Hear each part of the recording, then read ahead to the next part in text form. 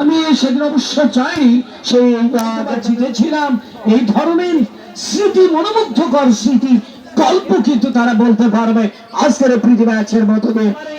গাছে থেকে শুরু করে আদম ফল যেটি ছড়াচ্ছে, এবং কেউ কেউ ভিআইপি গ্যালারি থেকে খেলা উপভোগ করছে। আমার মহিলা মায়েরা, বোনেরা, চাচিরা, ফুপুরা, এবং কেউ কেউ বা স্মরণ এবং যাত্রা আক্রমণ ছিলেন ওখানে নীলু। তিনি কিন্তু নীলু কিন্তু বেচারা অনেকটা ফুটবলের অবদান গোলরক্ষকদের থেকে কিন্তু লড়াই করছেন যথারীতি হেডের মাধ্যমে হেডিং করেছেন। সেক্ষেত্রে রাইট রানিং পজিশন থেকে কি করবেন তিনি? কাটাবার প্রচেষ্টা ম্যাচ ম্যাজিক। আর সেক্ষেত্রে রাসেল, পিচি রাসেল, রবিন, আবারও রাসেল,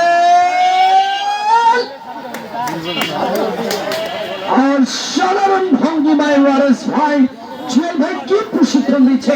আগামী দিনের এর অস্ত্র হবে নাকি একেবারে রাশিয়ার সেই মিসাইল ক্ষেপণাস্ত্র শুরু নেই।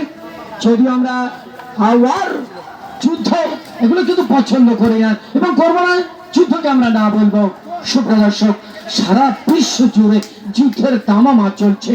আমরা আল্লাহ তাআলা সুবহানাহু ওয়া তাআলার কাছে দোয়া করছি সারা বিশ্বে যেন যুদ্ধ থেমে যায়। সারা বিশ্বে, বিশেষ করে মুসলিম উম্মার জন্য, ফিলিস্তিনবাসীর জন্য আমরা অবশ্যই